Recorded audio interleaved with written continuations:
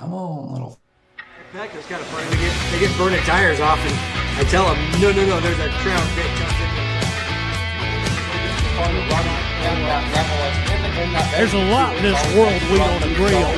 I guarantee you, there's a lot of the gold rush. I got to embarrass you one up just at the end of this thing, just to make sure. But you got to talk me through this. I don't know where the hell your hand's going here, man. Sit back there in the pits while you're working on the car. Look up at the big screens. Hey everybody, welcome to WeCrash Podcast number 19. I got Parker Lazenby, Sam Williams, and we will be right back.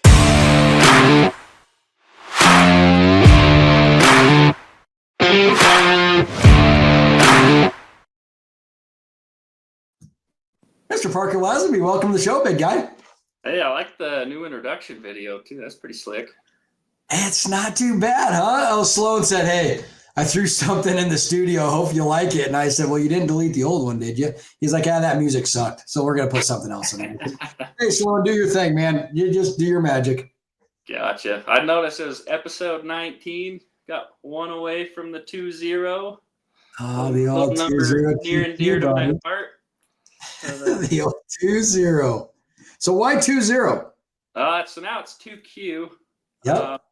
It was 20. When I was a little kid, there was a guy down the street that used to derby, and he was X20, and I used to ride my bike over, and he helped me build some push bars on my bike for the local bike derby, and we did as kids.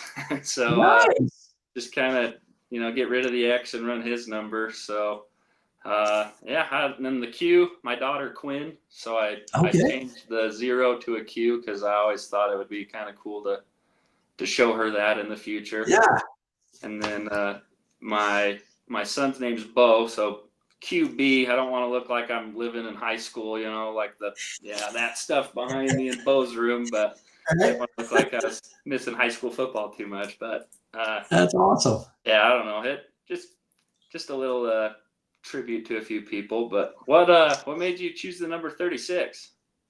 So I started off derbying with 15. It was my high school football number and thought it was pretty cool. So I started off with 15.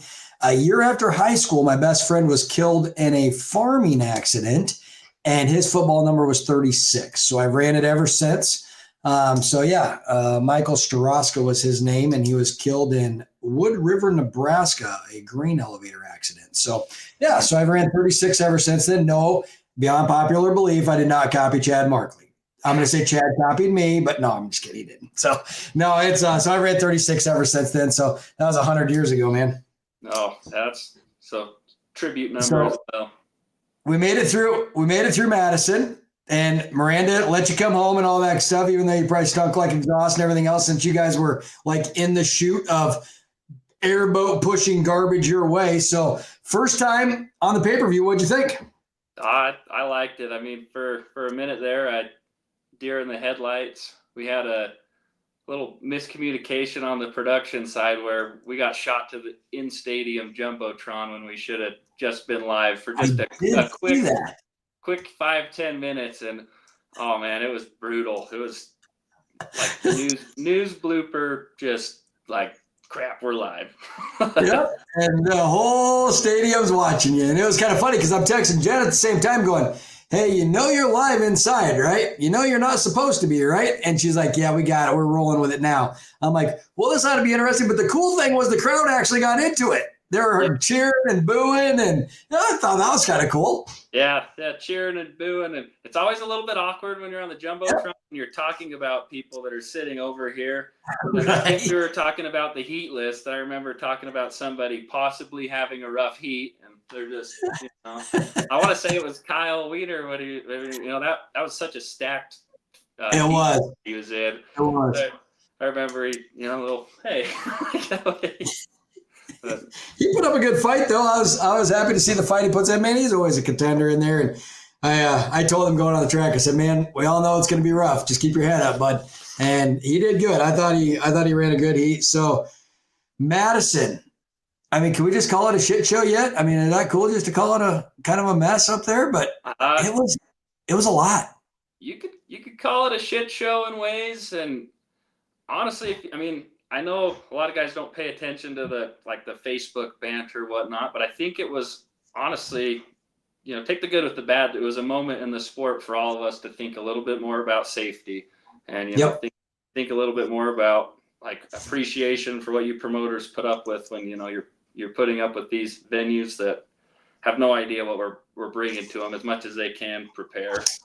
And Yep. I don't know. I think like I noticed with all the drivers that were left running at the end when we had to end the show. I mean, they weren't frustrated at all. I mean, they were shaking hands and they understood the situation and were really mature about it. And it was really cool for me to see that too. I mean, the professionalism in this sport blows me away year after year for some of these top guys. I mean, they're professionals. It was Go ahead. Sorry, I didn't mean to cut you off. Oh, you're good. That was about it. I mean, as far as shit show though, I mean, I'd like to hear your thoughts on the shit show, because I probably only saw a quarter of the battle that you and Chris and Nicole were fighting throughout the weekend, and that was pretty. I tell you, I think those kids were going to kill me by the time we got done. So behind the scenes at Madison, we go up to a brand new facility, right? We knew we were in a pretty blue area. I mean, Wisconsin typically votes blue. They voted red this year, but typically votes blue. And I'm not getting into politics. I don't give a shit about none of that. Don't matter to me. But this was the blue center of a typical blue state. So this is like being in Minneapolis. So we go in, and we kind of had that feeling from the get-go, but we were like, we'll work them through it. We have good airflow north to south. We can make this work. 2 weeks out of the event, 2 weeks before the event, they give us our carbon monoxide level maximums, and I knew we were in trouble. So they said anything over 119 parts per million. So if we've got a 2 million cubic foot room, let's say we have 6 to 7 million parts of air. For every million parts, we can't be more than 119 parts of carbon monoxide. Well, your household meter will go off at that. Everybody breathing in that building will pretty much get to that level. And so it was a lot for us, but we learned so much. I mean, if you would have told me I was going to park an airboat in the entrance of a facility and run about 60 mile an hour winds in the facility, I'd have told you were nuts. And Nick Celeste would never let me do that in a million years. But hey, Nick's a great guy and said, hey, go get my $100,000 boat and see if you can just fill it full of dirt. So it was good, but the question that stuck with me when we left there was, obviously I was disappointed when we had to shut it down. I was disappointed how much work we did. I've never moved fans so much in my life. I've never seen the wind change so much. When we had the cold front come in on Saturday, we were screwed. That wind went from the north to back out of the south to straight out of the east. We switched the boat 3 times in that show during Saturday night. But it caused us to ask a really good question. Is it a bad standard? Is it just a level that nobody's going to hit? Or do we need to protect the fan as much as we're trying to protect the drivers? I've had so many people on here that says, God, we got to protect these drivers. Eric Moulet is saying, hey, bring me on. I'm ready to come on the podcast. We're going to get him on, in the next couple of weeks. Cause he's like, we got to talk about driver safety, concussions, but nobody talks about the fans that go home and can't get out of bed for the next 2 weeks. And so that's, I think, the awareness it brought to us. So yeah, we did a lot of calling after the event and said, hey, what is everybody else holding to? Chili Bowl, what are you doing? What is this person doing? What is that? So we started looking at a lot of events indoors, and UD will have a standard, and we will hit a standard that says, if we can hold the Chili Bowl standard, 350 parts per million, you take a 10-minute break no matter what. No matter where you're at, you take a 10-minute break. And I don't believe Gold Rush will ever hit that number. I mean, now I've got $70,000 worth of fans to help, but I don't think we'll ever hit that number. But there are events out there that are running well over that number. And so I don't know if what the sport's going to think of that, but I guarantee we're going to bring an awareness to it and go from there. But I do think the standard was too low for what we do. Yeah. But I don't know. It was a tough spot for everybody.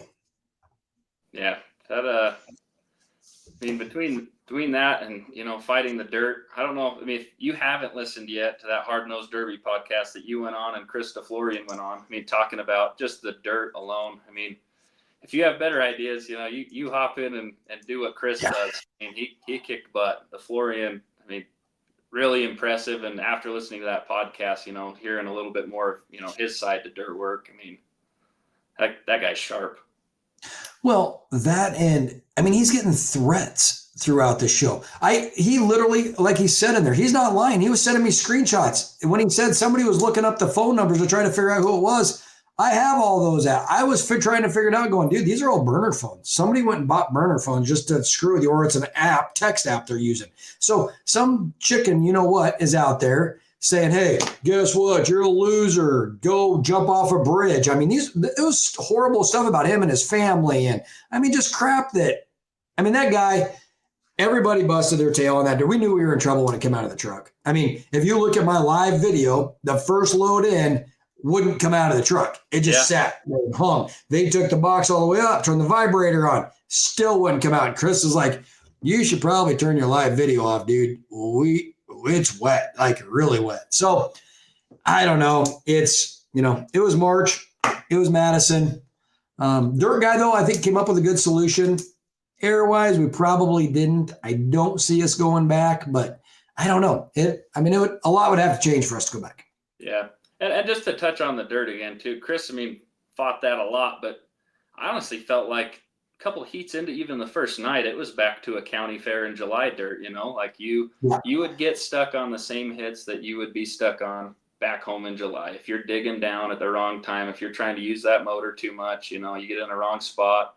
So, I mean, I thought it was going to be a bigger deal throughout the weekend, but it really only, you know, first night, maybe first heat or two, at least in my opinion. Yeah, there was a few that got stuck on that first night, quite a few that got stuck on that first night. And I understand people being upset, but the drivers we went down and we took the raffle car down at 3:00 in the afternoon, just ripped the crap out of it and said, now you can all see how soft it is. Go change your tires if you want to change your tires. So people on Facebook going, they didn't let them change tires. They didn't let them do that. None of that's true. You know, and that's the tough thing is people put so much crap on social media just to act like they know what they're talking about. So they get everybody up in a upheaval about crap. Man, we let the drivers go down there. We let them look at it. We let them dig around on it. You guys do whatever you want to do after the first heat. If you all second heat want to change your tires, go change. I don't care. Just keep your bumper right. There was still guys in the end heats of the night trying to run solids, and it was like, you just don't want to sacrifice cool guy points. But, I mean, it's pretty cool when Chad Markley's running 715s front and back at Blizzard Bash every year, just worrying about, you know, getting the checkered flag. Not really looking for style points. So the right drivers adjust, and, you know, they'll keep on winning. They will. And I mean, on the raffle car, we went and changed all the tires on the raffle car, and Christopher went and paid for, you know, the back tires on the raffle car. And, you know, we knew that it had to go to STAs. It was the only way it was going to stay up on top. And so, and again, by Saturday night, I felt like we had a 80% track, but it did exactly what I told the drivers it was going to do. I said, if we're going to call the first night as 0, second night's going to be at 30, the next night's going to be at 60. And by the time we get done on Saturday, it's going to be an 80% track. That's the best I'm going to get it for you. And I think we did exactly that. Yeah, absolutely. I mean, touching on the raffle car again, because I don't know if we're going to move on from that quick enough, but talk about a good guy winning it, Ryan Weinkauf. Yeah, wow. It was great to watch him. Yeah, he wheeled that thing. I mean, you had all the, you know, Kentucky group and the Southern State guys all over him, and they were battling. That was fun to watch. I mean, it was. I know Chris on one of the red flags mentioned to him, hey, you know the business end's on the front, right? That you're in a C-channel Buick. You go to the business end. So it was good to watch him, and he ran a great race. And it's tough in a raffle car because everybody knows you don't have any money in it. Everybody knows that you could just be a wild card, so they don't know whether to get rid of it, what to do with it. And so it adds kind of a fun dynamic to it. But no, it was a nice convertible frame. A lot of work went into it. And I think it'll be run again here shortly. Yeah. Yep. Coming up soon this weekend. Maybe Friday night. I think maybe Friday night. So, no, Madison was okay. The drivers were great. Everybody said, oh my gosh, nobody got to 50,000, but we took $107,000 and split it among 6 guys. Turned out to be like 17,916. So, you know, we were there. We paid it all out. Would I have loved to written one $50,000 check and had the biggest payout in the country? Sure. Is there anybody else that's put up $260,000 on a first year show? Probably not. It was a lot. Yeah. Oh, good show front to back. I mean, I really liked watching Riley Mickelson earn that Mad Dog. Yeah. Right up there with him. I mean, it was pretty unanimous, but man, Zach Johnson, dude, he kicked butt that weekend. He did. He did. And it was awesome to watch. Like Brent Clemens qualified 2 cars Mad Dog style. And that's definitely a highlight of that whole trip, was just meeting Brent and his whole family, people. So very, very good people. And it's, it's one of those things that, he is so solid, and he's always going to be there. Him and Barry are, they're good competitors, and it's fun. I told Brent, I said, you know what? The night you lost your radiator, I said, well, here comes the other side of Brent. And man, he turned it up for Mad Dog right now. And it is fun to watch when he flips that switch, because he's coming, and and that's the crazy thing about all those top drivers. Any of them can flip a switch and they just go. I don't care if it's, I can start naming them all, but any of those guys over there in the top 6 or 7, any of them could just say, you know what, I'm done screwing around. It's time to go. So, everybody goes, man, you let them drive around. You take all the breaks out. Yes, we were at an hour and 45 minutes, and we probably had about 20 minutes to go. I mean, there was axles coming out. 1 or 2 had lost steering. So yes, it was getting down to whittle down pretty quick here in the next 20 to 30 minutes. But man, if those guys could finish that under 2 hours for $50,000, I don't think it was a bad show. And so it just did not need to end at 2:30 in the morning. So again, my bad. So, fixed for Gold Rush. We'll talk about that in a little bit, but we have fixed that for Gold Rush. Perfect. So anything else on Madison, man? Oh man, I'm trying to think. I mean, just touching on, it's fun to watch the Tomskis and their trucks. Those guys. Yeah. Oh my gosh. Brandon Thomas and his group. That was sweet to watch. I mean, in the stock class, I mean, there was all those stock features had good stuff. I mean, we saw Ralph Legis and everything but a Power Wheel. Oh my gosh. And that's every show. At Gold Rush last year, he's like, hey man, I'm gonna need a Big 10. I'm bringing like 18 cars. I'm like, do what? Yeah, I'm bringing like 18 or something crazy. It's nuts how much he supports us, and he does really well. Vens, and I don't know how he keeps it all straight, but you know why he didn't get to run the feature? Why? He didn't get his tranny changed in time. Guess which tranny brake he did not have in his car? All right, I see what we're doing here. A little commercial. His changeable transmission brace was in Colton's car, and I said, dude, if you had mine in, it would have taken you 30 minutes, not 7 hours. So he's probably made a case on one of the trailers to take one home, right?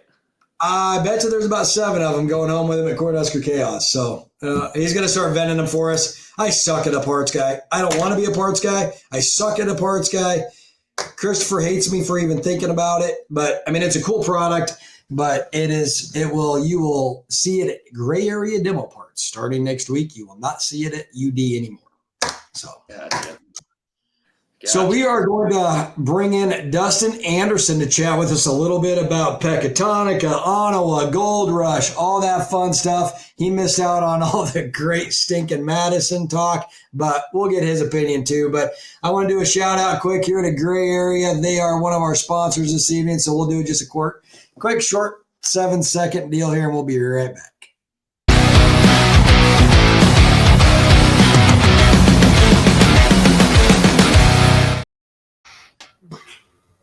Mr. Dustin Anderson.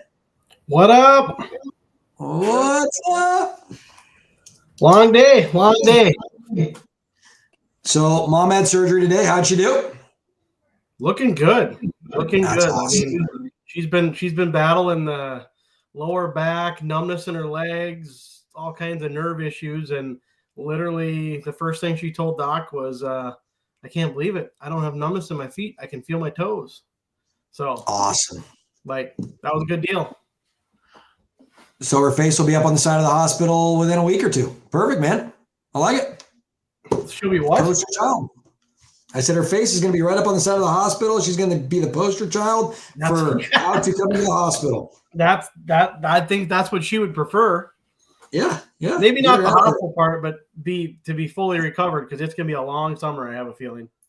Yeah, well, she's definitely in our prayers, man. But so we just got done talking about Madison. Do you want to add any color to Madison? We talked about safety. We talked about dirt. We talked about how much you talked about dirt. Yep. We talked about Parker was loving to go till 2:30 in the morning, and how much he wanted to do that at every show. But yeah, we talked about all the fun stuff. Well, it was an experience. I mean, it at this point, it is what it is. It was I feel like there's still potential. It was a cool place to be at. It definitely, your idea and theory of everything being centralized there definitely, I think, showed, because for a first year show, butts in the seats, that was there. Just the fight in the dirt, fight in the facility. That, I guess that was the risk that was there, and it was tough. Show on the track.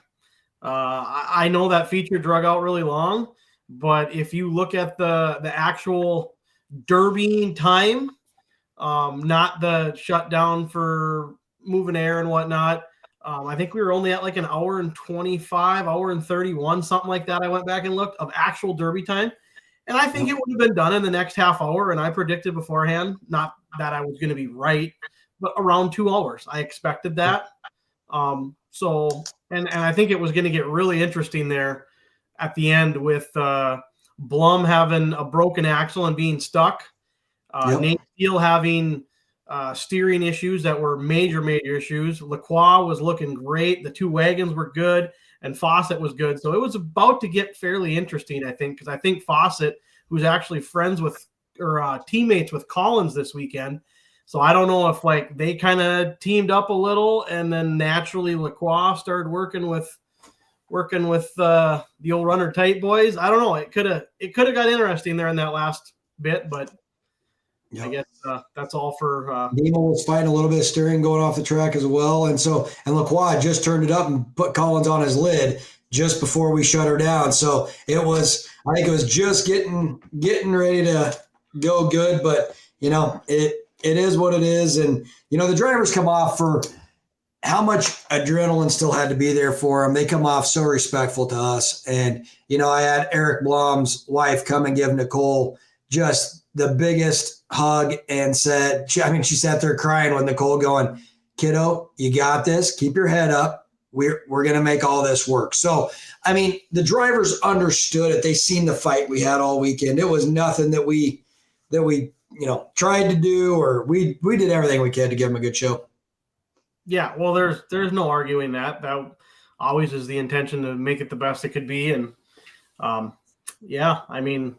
you hope by doing the indoor show, you maybe take like the weather factor out of doing the big shows outside, which Spring Explosion this weekend got lucky and had beautiful weather.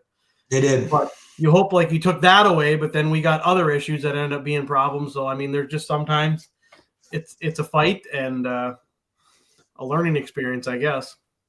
Learning experience. For somebody. For all of us, but unfortunately for you the most and the kids. Yeah. No, it's good though, right?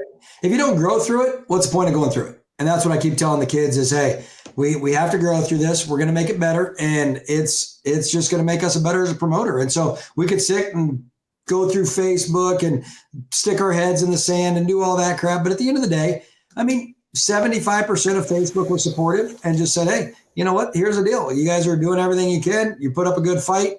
And I checked my steps when I got home, and we were averaging 14 miles a day inside that facility. And most of it was from 4:00 in the afternoon till 10:00 at night. So, it was a lot trying to keep those carbon monoxide levels where they needed to be. Yep. Well, as a driver myself, I'm kind of a huge fan of how it ended. Paying deep, 6 guys walking away with $17K. That sounds way better than a $50K to win show, just in my head, by the way. So promoters listening, let's pay deep. Yep. Let's go deeper. Agreed. So I don't know. I've always been that guy. It is really cool, that big elusive number, but I'm definitely a pay deep guy personally. But yeah, I don't know. You ask a guy like Demo and Collins, they really wanted that last 2 spots. So I get it both ways. Collins is not a pay high at the top though. I've talked to him multiple times. He's like, dude, pay deep, go deep. And we'd much rather see that than at the top. He goes, I'll drive to whatever it is. So if it's pay it all at the top, I'll be there at the top. But it wasn't pay all at the top.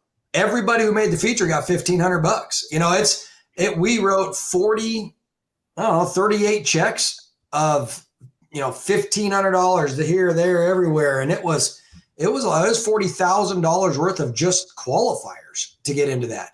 So it was just a lot of money everywhere, but it's pretty cool that the Mad Dog won more than everybody. I actually thought that was cool too. I did. I sat back and thought about it. I'm like, Riley took home more money than anybody. That's kind of cool. He's probably done in 5 minutes. He probably already has the car loaded on the trailer. He's probably already showered. Yep. He's having a cheeseburger. Like double thumbs up for Riley there. Yeah. He drove it Utah style. That's for dang sure. Yeah, he's excited. I talked to him very briefly, but he's super excited. He spent some of that winnings. He's already got a car for Gold Rush. He bought a new rear end, I seen. So he's pretty jacked up, but he's also concerned. He's a farmer, so he wants to have that thing 100% done by like August. Yeah. Ready to rip.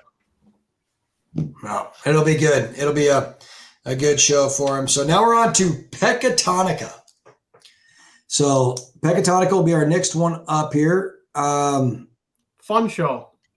It is a fun show. It's a good show. And we haven't announced this yet. It's coming out this week, but this will be our last Pecatonica.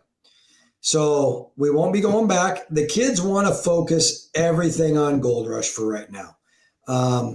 They're getting a little bit burned out. And so we're gonna pull back a little bit, but Pecatonica is going to be fun this year. I think it's going to be a really good time. And I like this show a lot because basically I get to go camping with my family and we get to watch a derby as well. So that side of it, I really enjoy the 110 camping spots and all the cars coming. Every class is full except for super stock. So it's just a fun show. We really like it down there in Pecatonica. So yeah, I think it'll be a good time. It's an awesome fairgrounds. Yeah, the whole facility, like you said, the camping spots, just the way it's laid out. It's almost kind of weird in a way too, because everybody gets so spread up. You're like, oh yeah, they're pitting over there. Like you need a golf cart to go there. Yeah. Alexa was saying the other day, she's like, don't worry, I'll just walk from point A to point B. I said, you'll do it once. I did it last year the whole time because somebody took my golf cart. But to be fair, I probably needed it. I could use the exercise, the steps, so it's okay. I figured maybe you were just looking out for my health. Yeah. So we're bringing Parker in for Pecatonica. You've probably never been to Pecatonica, Parker. Nope. I guess a little shout out to WeCrash TV. So I've watched Peck. I think the 2 years you've done it. I want to say I watched it on night shift last year. And I was trying to remember this week, what show was that? And I went to WeCrash TV, and unlike some streaming services, not knocking anyone too hard, but it's frustrating if you've already bought a show that was like $30 or $40, $50, and then you want to watch it again, and you go to watch it again. It's another $30, $40 to watch it again. But heck, I went on WeCrash TV, looked up Midwest Massacre, boom, had all the shit, everything from last year. There was 4 really sweet one and done features that I got to catch up on. Some stacked drivers, and then a lot of drivers. Bone stock features last year were super, super memorable. Like the super stock heats were good, but honestly, in my mind, the bone stock heats and the truck heats were like the most memorable for me. Yeah, and I'm trying to think, were those guys allowed pre-rans in those other 2 classes, the bone stock and the truck? Nope. Trucks. There might have been a couple of trucks. But everybody else was pretty much fresh. Gotcha. Yep. You know that old Rodenschmidt and Whitaker thing? This has been going on for a while now. I mean, it went Peoria, Pecatonica, Madison. It may make its way back to Pecatonica again. Oof. I'll tell you, I talked to Bobby in the pits, and I'm like, yeah, good luck. Chit-chatted for just a couple minutes. He's like, I'm gonna need a lot of luck. I'm like, Bobby, you're Bobby. You'll be hanging out there and just like at Spring X. And he's like, No, I know when it's my time, and it's probably my time. He's like, it's just me and him versus the world. And I'm like, well, who's all? He's like, well, Rodenschmidt's. I'm like, well, yeah, they're really good. He's like, well, there's like 4 of them. And he's like, then there's another group. And then he's like, he's like, if I make it to top 5, that's my success. And I'm like, well, that's not something like a guy like that would say much, because it's pretty much he's there to win. And he knew it was coming. And it was fun to watch. And yeah, if you get to see that battle again, everybody's getting their money's worth. Yeah.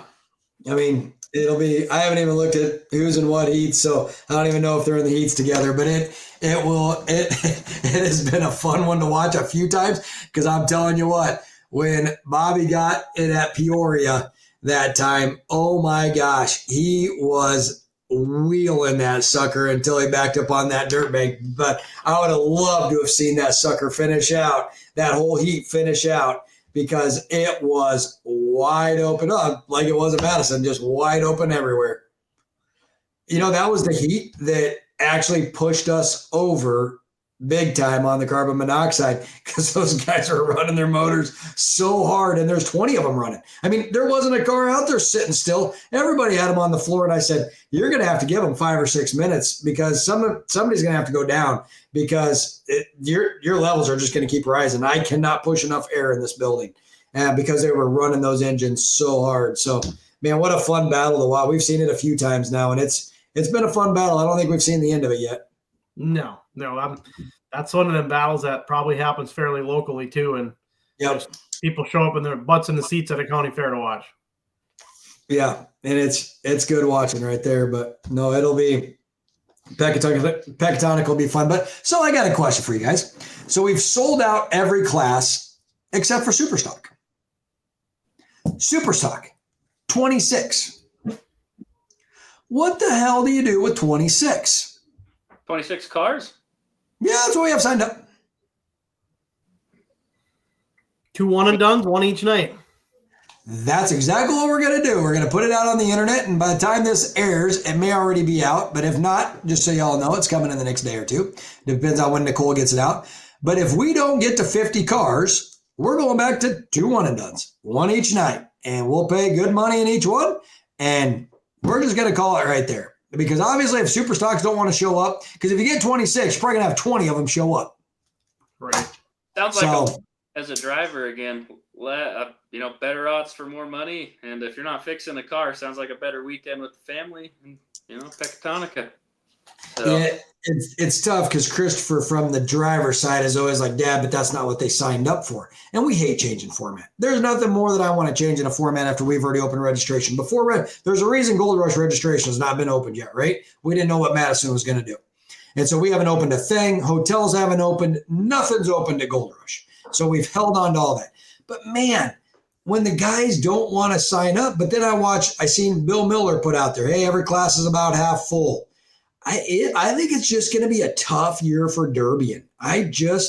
There's so many shows, so much going on. And I'm not saying that, Ultimate Derby is struggling or Bill's struggling or what. I think it's just going to be a tough year for Derbian. And I think everybody's a touch burned out right now. Well, there's a lot of promoters that have stepped up, and we've talked about this a few other times too, but they've posted up kind of post-COVID, really. There's there might have been 4 fairly prominent or bigger show promoters, and now there's 6 or 8 that are putting shows on, and they're all within 2 months. I mean, we've been over this before. There's only so many drivers to pull from at that, say, Superstock level. That's that next build step.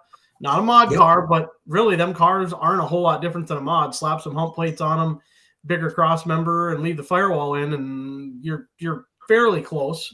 So, I mean, they're a higher end build, expensive, essentially, and I think that just has a lot to do with it. There's just so many guys, and I don't know. I don't know if it has to do with all that, or if it's. I mean, if you mix it all together, the economy, it seems like there's a lot of people that are my age, or from, say, Parker's age range to mine, about a 8-year span in that age, where people are starting families, having multiple kids. Summer sports all get started, and everybody's like, whoa, we got to tone it back to 1 or 2 instead of 6. Yep. And I think that's just the reality of where we're at. Yep. And team shows are winning. I mean, you take a look at Spring X was good. Cornhusker Chaos going to be good. I mean, team shows are where it's at right now, and that's where it's been at for the last 10 years.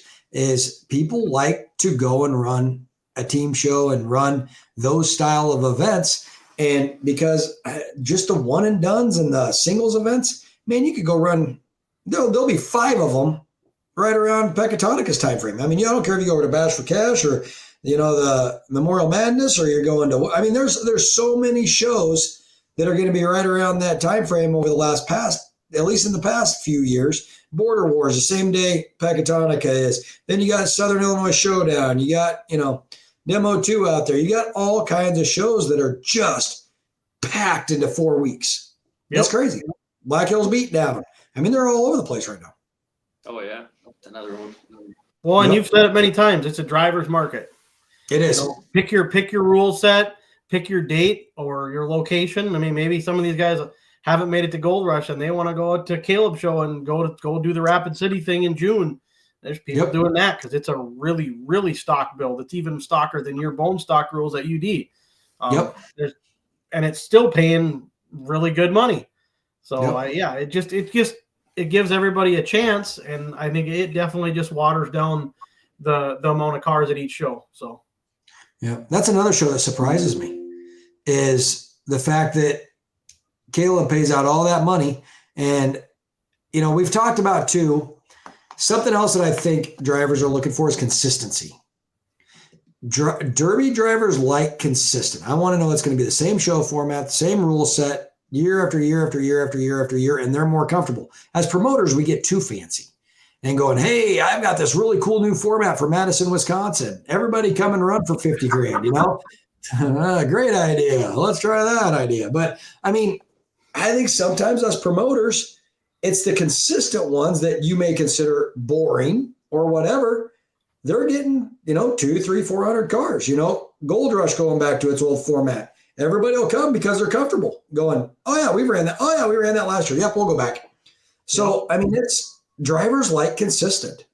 I would agree with that. And it's funny because some drivers say, oh, we want to change, or we want lighter rules. And then you do change it. And all of a sudden everybody's like, well, we're going to sit back and watch for a year and let's see how this plays out.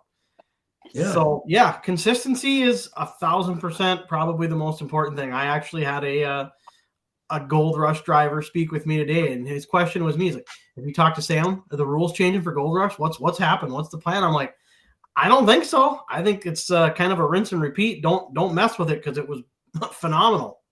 Yep.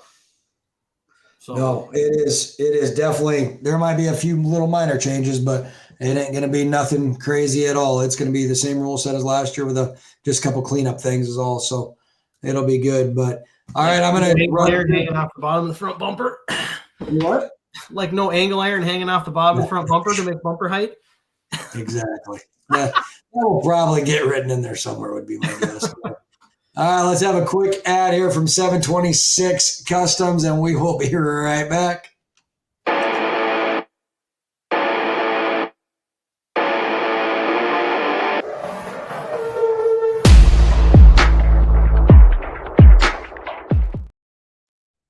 All right, 726, thanks for your sponsorship. Cody Knuth and group up there. It has been great. So another bumpers. Do what?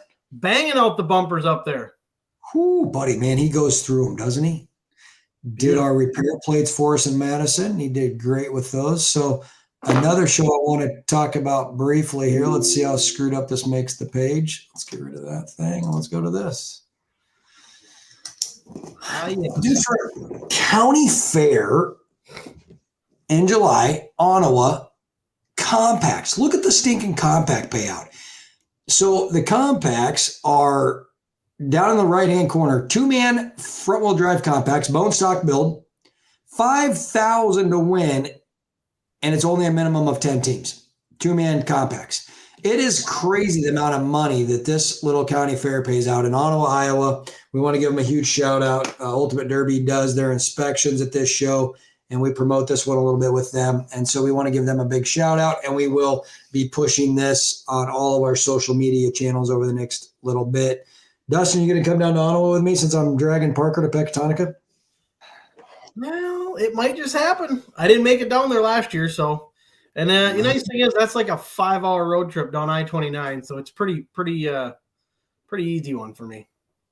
Another. You know, that was our first county fair we ever did. I suppose it was. Yep. Put on a big team show, and Jeremy Blake said, "Hey, come put on our county fair." I said, "We don't do county fairs." "No, put on our county fair." So we ended up doing Ottawa. Then we ended up adding like 15 more over the next few years. But Ottawa, there was a time that we were putting on like 2 and 3 in Ottawa. We tried a spring show. You remember that? I don't know if you remember that spring show that we had, that team show with Jason Brzezinski and all. Team show? Yes. Yeah, everybody got stuck. Oh, yeah. Yes. Yeah, it was ugly. I was so happy I drove down there for that. Kind of not. Not really. A lot of guys brought them. That was like kind of the start of the small tires, and everybody kind of had the small tire thing going off. I remember Brodzinski and them all brought cars, and we were not out that night. But that track can be something special too when it's right. It's about as cool as it gets. Yeah, they had so much. That's that year they had all those monsoons. The river over flooded. I mean, it was a trailer. It had to be 10, 12 years ago. But, man, I'm telling you what, the last few years, I know it's hotter than heck down there some days, but it is. They know how to build a track. I mean, that track is just flat awesome. Yeah, it is absolutely full entertainment down there. It's good. It will be fun. So I think I will probably end up coming and joining you down there. And, yeah, it'll be a great, as good as a county fair as you can find. So wrapping up Pecatonica, Ottawa, Parker is going to be coming with us to Pecatonica. Poor guy has to sit by me all weekend. So any advice you can give him, Dustin, for Pecatonica? That's going to be off-camera stuff. Okay, off-camera. Great. Why do I set myself up? That's definitely off-camera. We can't give away trade secrets like that. That'd be like going into fencing or something. But yeah, exactly. Don't do that. Remember the burnout contest that we had last year there? I'd like to see that again. I'm going to tell you a fun story about the burnout contest. This one will not make my oldest son look great. But anyways, so PJ Schnarr, Phil Schnarr, all those guys are there. And this Ford Crown Vic comes out of nowhere. And I mean, we have a whole group of people standing around. And he comes out of nowhere and just pointed right into the group of people, just lighting these tires up, right? And I'm like, man, his brakes fail. Where is he? He is running over everybody. I mean, flat going to run over everybody, right? So, of course, me being the responsible one, goes over and yells and screams and says, "Hey, what are you doing? No more. Let's put that thing away." So they begrudgingly put it away, and they're not happy with me. And so Phil Schnarr kept telling me, "You can't stay up all night, bud. At some point, you're going to bed." And so I resigned to the fact after 45 minutes of this that they were just waiting me out at this point. And so I go to bed and I get a video in the morning, Parker, and it is my oldest son rooting them on, videotaping, and telling them to burn their tires off of a diesel pickup until they about blow their tires. So, let's say it was a good time. That's fair. I mean, to be fair, the Crown Vic came out and did his job first. That was right away when you walked away. I was there for that. Yeah.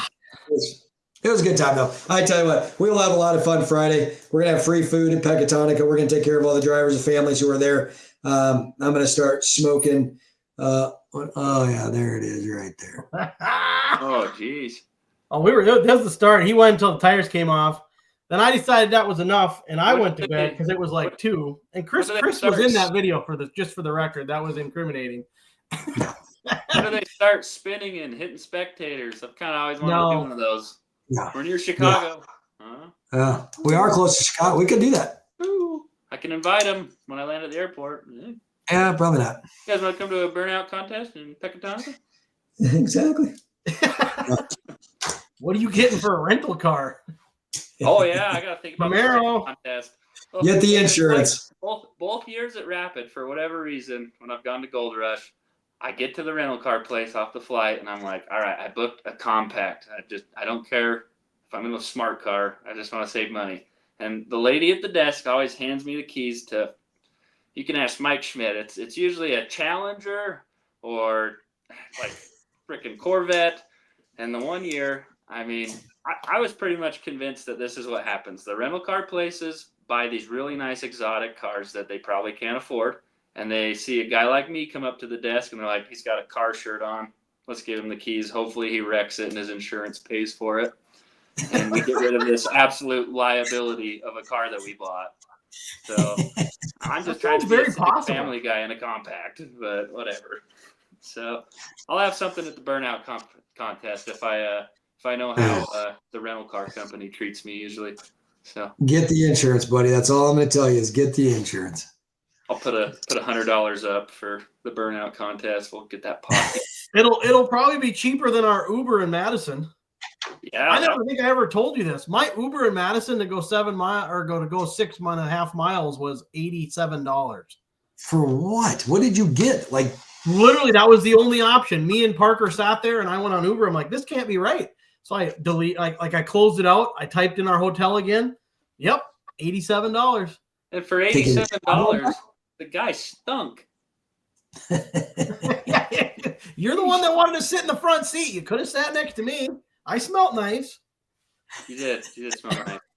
Yeah, for $87. Yeah, no, I was flabbergasted. Like $90 to get there, and it was like 2:00 in the afternoon. It's not like it was rush hour or anything special. And it was a Tuesday? Yeah, Tuesday. that is crazy. And you thought you were saving all this money by flying. See, then we're gonna get you somewhere. Get you on the Uber or something. Don't even get me started. All right, let's talk Gold Rush. We haven't announced it yet. By the time this comes out, it'll probably be announced because we just notified all the teams today. Gold Rush, we're going back to teams. And so with Madison not working out great yet, we were taking our teams back to Gold Rush, and I got all my tent permits started and all that fun stuff that we always have to do. So we're gonna put 16 national teams back on that track and have a fun 5-day event.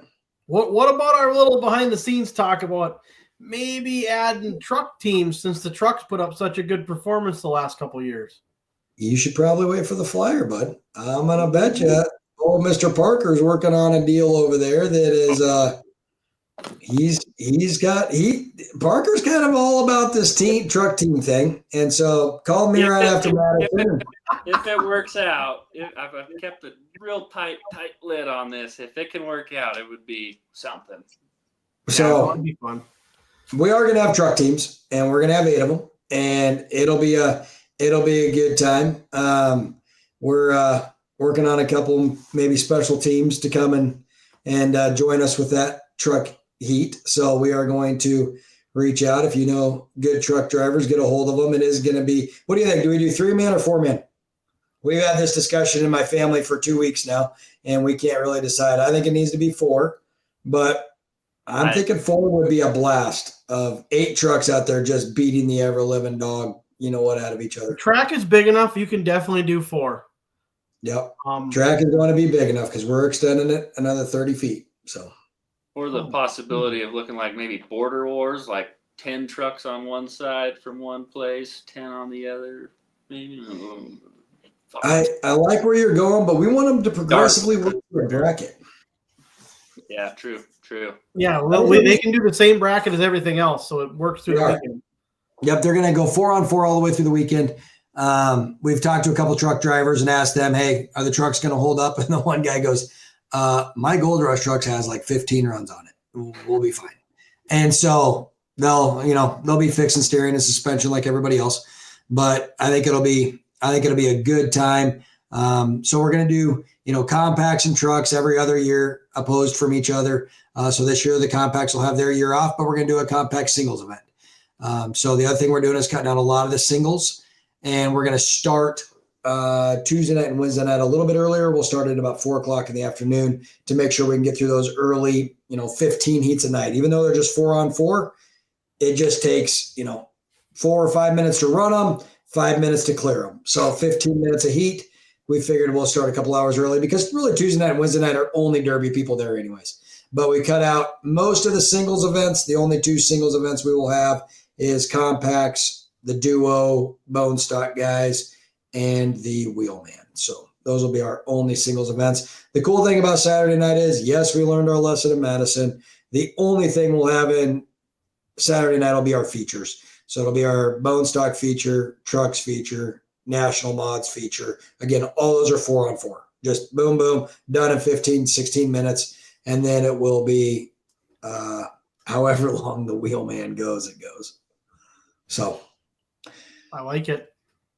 with the new format, we're probably going to have 35 wheelman cars out there. So that's the reason the 30-foot longer track. So we may extend it just for the final night. We may extend it for the whole weekend. I'm going to kind of leave that to Chris DeFlorian's crew if they want to move a berm again. But we moved that berm in Madison, and we moved it in about 2 hours. We moved the berm and all the track back. The nice thing is the floor was laid, and it will be this time as well. So we'll lay the whole floor back as far as we want to. And then wherever we put that berm, all we got to do is move dirt and blocks and all that kind of stuff. So That should work well. As Rob Hewer said, it will be prime time in prime time. Rob, you have been heard. It will be prime time in prime time. I've seen it said once or twice. So I think it was on every Madison post that was out there. Prime time and prime time. That's all he had to say. But we have heard you, brother. We got you. So it'll be good though. And so my goal is to be able to start Wheelman by 7:30 at night. We'll be done by, let's say it even goes. Last 2 years has been 52 minutes. Let's say it even goes 2 hours, which I don't think it will even be close to that. But even at that, hopefully we're out of there by 9:30, 10 o'clock at night. So perfect. Yeah. Have a couple soda pops afterwards. A little soda pop. We have a party almost every night with a DJ this year. So we'll have a big party every night. So when you leave the arena, you're going to go straight down towards the Holiday Inn area. And so it'll be in that big room. In fact, we're probably going to allow the vendors to stay open at nighttime if they would like to, because they all went and sat by their vending trailers anyways. So if you all want to talk parts and everything else, we're just going to turn up the music, serve a bunch of beverages, and have fun. So it should be a good time. Hell yeah. I'm ready. So I don't know. I know everybody wanted to run teams in the spring, and we do too. We spent a lot of money trying to make it happen in Madison, and we will find the right venue if Madison doesn't work. But we've got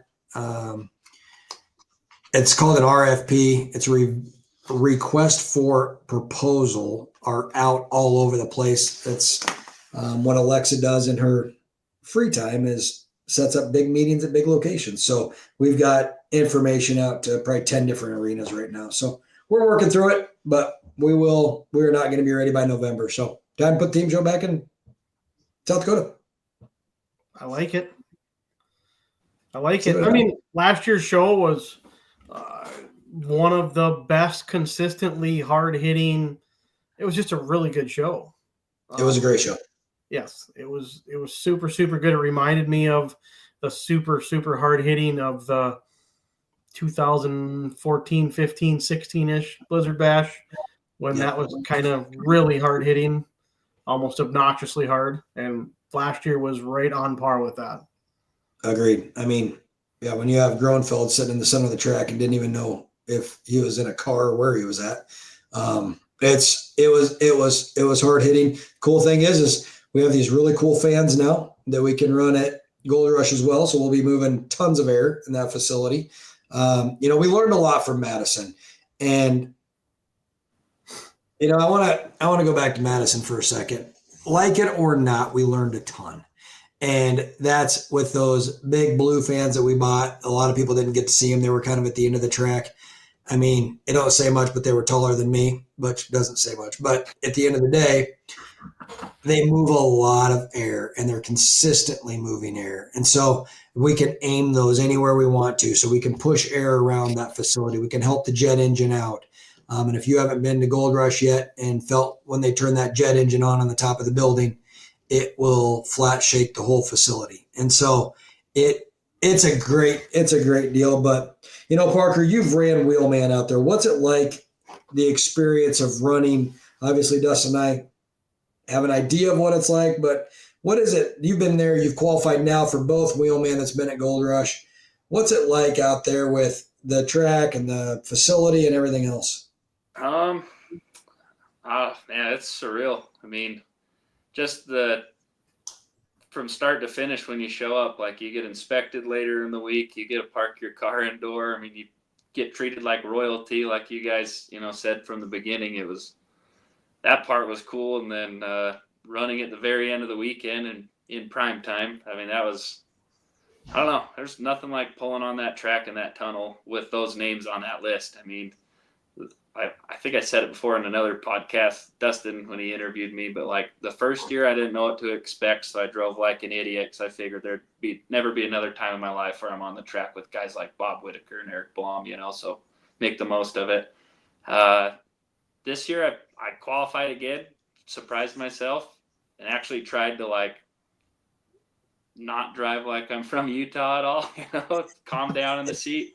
I remember joking with you, Sam, at the Brady Larson Memorial Show. I said, I'm going to try to get you to paint an S on my car. Like, I'm going to fight every instinct I have to just get that S. And I don't know, we made it to 45-minute mark or something, like right there at 5th or 6th place. And I learned a lot. I mean, my respect level just getting out of that car for the guys that can go past an hour and stay competitive and actually, be in it just grew. I mean, it was awesome. If you ever have a chance to qualify, I know there's a bunch of guys that just qualified in California this last week. Wes Smock, I think Doug Emery, and I think it's Andrew Tag Jacob Tag. Jacob Tag, yeah. Big, solidified OG California family right there. Yep. I don't know. It's going to be sweet to see how diverse it gets this week. Because like you said, it's a driver's market right now. So every big show that's even, standalone, yeah, you can go run against big names at big shows, but to get in that wheelman heat and just to see the roof signs that you're, lined up going across, I mean, it's something else, and gets that old school Metal Mayhem vibe. I remember watching those on Speed or whatever that network that used to air those. Just, I don't know. I'm probably just talking in circles, but it was the coolest thing ever. I was grateful for both years I did it, and if you qualify, you're crazy not to go. So that's cool. Next level for me, anyways. I like he said the diversity, especially this year with adding the California show. Maybe we get a few more West Coasters to come. I hope Wes Smock comes. Not only does he build a heck of a car, he builds really nice products, and he can wheel a car. The Tag family, like he said, like it'd be fun to see some new West blood, and then a couple new people, qualified down in the Florida show. Florida. Yep. And they're asking for rules already. Tag's already reached out to me. Jacob's already asked for rules. So the nice thing is they're all looking, they're all hunting. And, the Metal Mayhem boys, they only have from September to build. These guys they're ready to start. So, I mean, it's going to be an interesting mix of group of who's going to qualify. Cause you take a look at the ones that just qualified out of Madison. Those guys can go either way. They can flat put her on the floor, or they can sit back and wait. They'll drive to whatever that track's doing. But if 50% of the people who are qualifying for the Mad Dog side, and if you look, a lot of events are 1-1. First place in Mad Dog. Chris did it that way because we're hoping that 40% of the drivers out there are the Mad Dog drivers. And it pushes the pace pretty stinking hard. That will hopefully naturally take care of some of that. Yep. Just seeing at Winter Slam, Drake Bando qualifying. That's awesome. How awesome is that? As a driver, I'm not going to be relaxed in my car if I know Drake Bando's on the track. I drove in Tyler's youth car at Gold Rush, and man, I mean, 2 minutes in, I hear crazy LS turnouts, just track shotting kids. I remember I leaned over and asked Tyler, I said, are you and Drake, like, you good? You good? Like, with him or anything? I need to know. My back and my neck are really curious right now. But I mean, to see him go kick butt in the youth heat at Gold Rush and now be running in the Wheelman, that's awesome. I mean, that is so cool to see. So, I mean, I'll tell you a quick Gold Rush story before we bail off here. But the only butt you and I got last year at Gold Rush was somebody that said, I never voted to let the youth into that adult heat. I said, do what? I mean, we're going in the vet, right? And he's like, I just want to let you know how frustrated and upset I am with you because you didn't vote to let those kids in. I said, they're youth. Our goal is so they get as much seat time as they can. Who cares? Well, that Drake Bandow junked my car. And I'm like, that's what it is, right? So I was like, man, I hear you. We probably should have voted. But at the end of the day, man, come on. There are a bunch of kids that are out there driving and just whooping the tar out of adults. So good luck and just get her done. So it was the only time I got my butt chewed at Gold Rush last year. But it is fun. But did you guys hit on Heber City? Why is there a derby there this year? Well, there might be. Invited. Just kidding. Parker Lazenby's not running, so I didn't even know there was a derby out there. We'll be here live on WeCrash TV. That's right. We'll be on WeCrashing in the tech line. Parker's going to be giving everybody hell in the tech line, but no, I tell you what, that team show is going to be flat amazing. I'll put that one up against Gold Rush. I think it is going to be awesome, and I'm so excited for Ryan and Brad to finally do their team show. They've talked about it for years, and so I want to see what it's going to grow up into. I love the fact that they kept it to Utah guys and the guys who have supported them for the most part. Parker, right? For the most part. You weren't even going to say nothing. And so, but I mean, they held to the guys who stuck with them through it. And that's what I appreciate about Brad and Ryan. But when they open that up to national and allow other teams to come in, I know Bernstein's have looked at it. I know it is going to be a fun team show down the road. I can't wait to see in 2 years, 3 years. I think this is just the start of an amazing event. And they're in a tough spot. They want to keep it a county fair. They're paying like a national event. So what is that fine line, Parker, when you want to keep it as a county fair, but you're paying crazy money and you're getting nationally recognized drivers?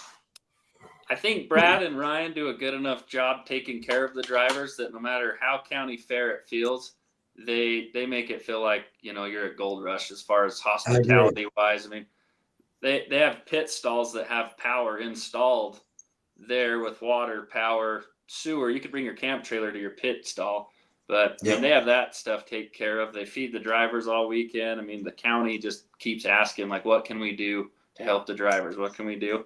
So, I mean, I don't know. I think Brad and Ryan have it pretty good. I mean, it's with the county like Wasatch, it's pretty turnkey as far as, resources and maybe they would do what we talked about earlier. Just keep paying deeper, just keep paying. I know Ryan and Brad talked about possibly next year paying guys to their whole team just to win heats, like only having 8 teams in the team bracket every year, and each round you advance. Hey, every guy on the team, here's $2,000 to $3,000. Thanks for coming. Keep driving hard. Good luck tomorrow. I don't know. I think you just keep paying deep. And as far as coming to watch, though, I mean, like you said, keeping it all Utah guys, it's going to be, if you like watching pay-per-view, obviously, watch it at home. But if you can be there in person, I mean, every guy on that track is a killer. Everyone does it, PJ Schnarr style, Mike Schmidt style. I mean, if you were, I seen Jen just shared, I believe yesterday, about the tickets coming out. So if you do want to come out and watch, I would follow that and try and get it, because those tickets sell out like crazy fast, I'm told. Yeah, as a kid, used to camp out in front of the grocery store when I was a kid for tickets for Heber's Derby, and the whole parking lot would be full. They'd be sold out just that morning, and then online in 5 to 10 minutes they sell out both nights. In under 5-10 minutes, everyone's got a couple screens out. That crowd just wants to see blood. So, something else we're going to cover this year is the I don't know if they call it an auction, a giveaway, a raffle. I don't know what they do, but it's free. I mean, you can't really call it anything other than as a driver, you get a ticket. And I think every driver who comes there gets a prize. Yeah, it is wild. They give away like $8,000 worth of free parts and gloves and a welder. And I mean, it is wild to see the things that they give away to their drivers just to show the appreciation. And I'm telling you, shows like Gold Rush, Blizzard Bash, all those could definitely learn from Heber City, because there's a reason we got Brad and Jen and those guys, and Ryan's offered to come help, and Ryan's helped us. And there's a reason they're coming to help, because they take care of their drivers better than anybody I know. I mean, they do better than any of us do. So kudos to them. And I can't wait to show the whole backside of that event as well. The action on the track is going to be awesome, but it's going to be fun there. And Dustin and I hopefully will have a cool truck there. If not this year, definitely next year. We got some things up our sleeve for the WeCrash site. Yeehaw. Cool truck. Yeah. Cool truck. We're going to get us a cool truck, Parker. It's going to be off-air conversation along with what snacks to feed Sam so he doesn't kill me in Pecatonica. Oh, I ain't going to kill you, buddy. Gotta have an off-air call here. So Pecatonica was the old Metal Mayhem. So when you get to watch those clear back in the day, TNT and whatever else Metal Mayhem was on, it is cool to go, that right there is where Mike Gebro about killed Bobby Whitaker's dad. I mean, it is cool. Do you know what I mean? It's cool to see that place that you've seen in pictures and all that kind of stuff going. The amount of Derby history in this place is absolutely scary. It's cool, but I could ramble about it all night. Gentlemen, anything you got for wrap up? Go ahead, Parker. One more. Is that the picture of the dude in the back seat? And he's just That is it. Checking his gas cap. That was Wes Whitaker. Mike, I'm pretty sure Wes thought Mike was running with him at the time. And things got a little hairy on one end of the track, and Mike went to the other end of the track and seen that wagon and decided to plant it, and it was rough. It was rough. Tori allowed suicide Lincolns in that year, and all the Minnesota guys smiled from ear to ear and go, we'll play that game, no problem. And what the cars they brought, oh my gosh, they ate up that track. It was wild to watch and be there in person. That's back when I was selling old derbyparts.com. Okay, those were prime years, though. I remember the YouTube highlight reels from Metal Mayhem every year were just ridiculous. Great, amazing. Shea Bob did the Shea Bob. Was he in a suicide too? I think, and Shea Bob he rolled himself. Rolled himself back on the wheels, kept going. Yep, that was a fun year. It was a good time, but you will have fun there, Parker. It is a fun time. It's a good time, and yes, that is the hit. So that is a hit. That might have been one of Wes Whitaker's last runs.